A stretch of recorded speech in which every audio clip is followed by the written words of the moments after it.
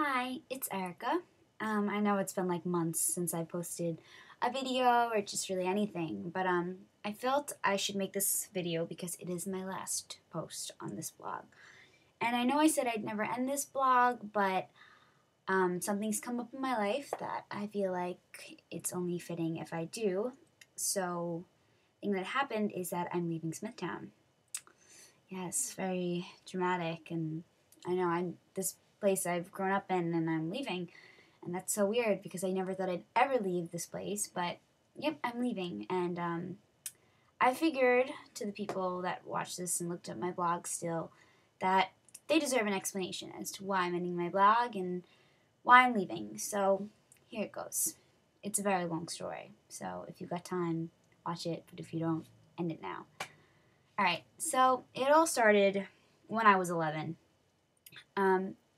Sixth grade, an older boy liked me. And I'm not going to bring up any names, but it really kind of ruined my life. Because this kid liked me, no one was okay with that in the older grade. They all thought I wasn't good enough, that I was, just this random little sixth grader that, So a guy that we know likes a young girl, let's ruin her life. Well, that's what they did.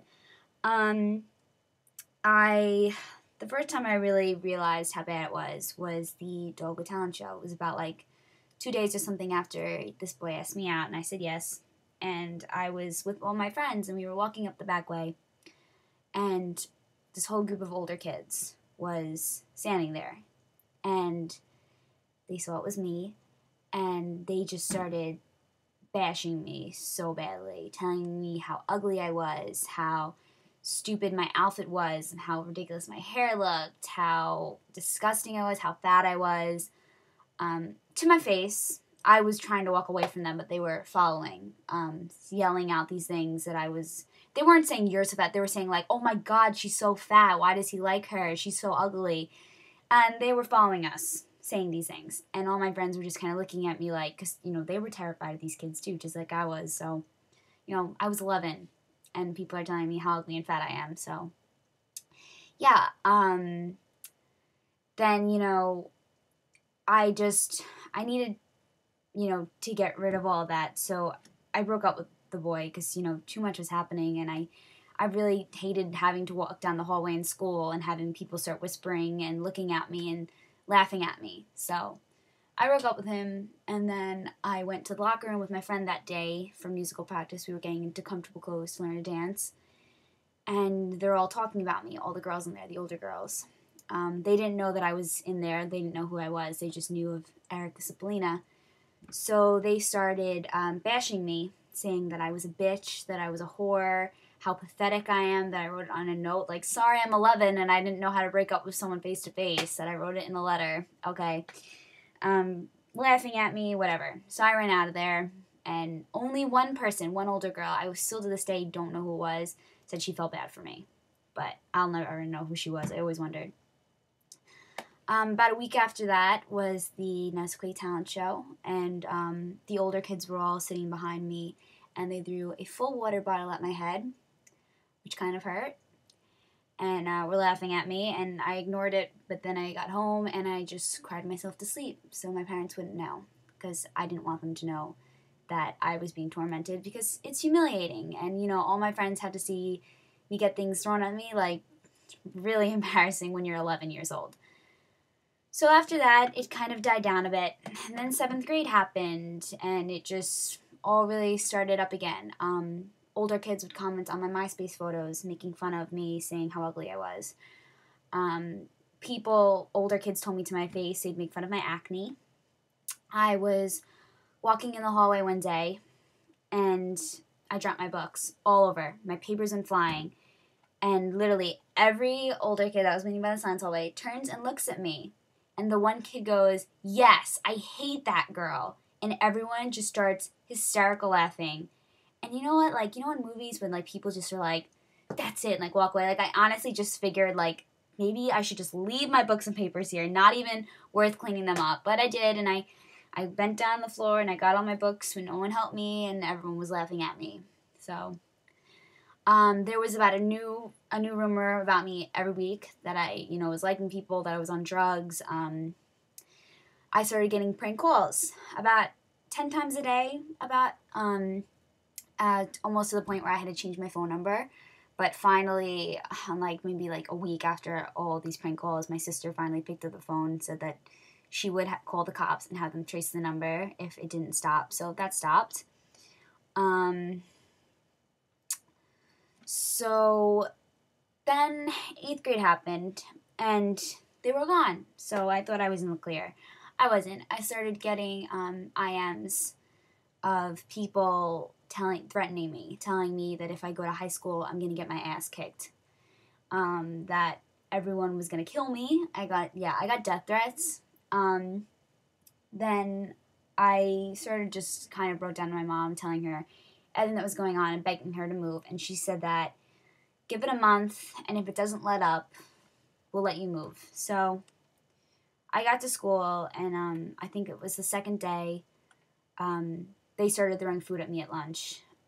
Every day. Pasta sauce, grapes, even hard things they threw at me. So I decided to work in the school store, only to get fired from the school store because there was too many people. So again, I had to sit in lunch, where the older kids would come up to me, and again, the one kid made fun of my acne because I didn't even have acne in 9th grade. I had it in 7th grade. So when they made fun of me in the 7th grade for my acne, I understood because I really did have acne. I was disgusting. 9th grade, come on. They told me I was flat-chested and fat, flat-chested and fat, ugly, all this to my face, looking right at me, telling me. I would walk through the cafeteria and someone screamed, why are you dressed like it's Halloween? And I really just tried to ignore it. I wore these really cute shoes that I loved so much, and an older kid walks by and he's calling me a stripper. So yeah.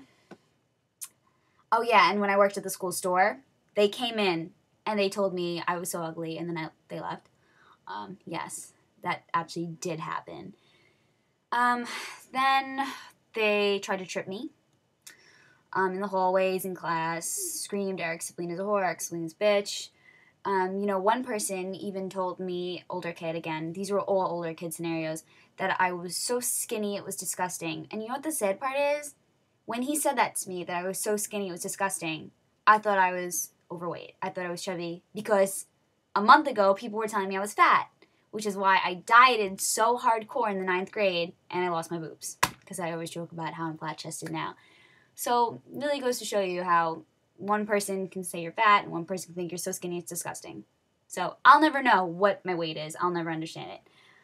And then a bunch of other things happened, Facebook making fun of me, whatever, things like that. What I'm trying to say is I'm really messed up.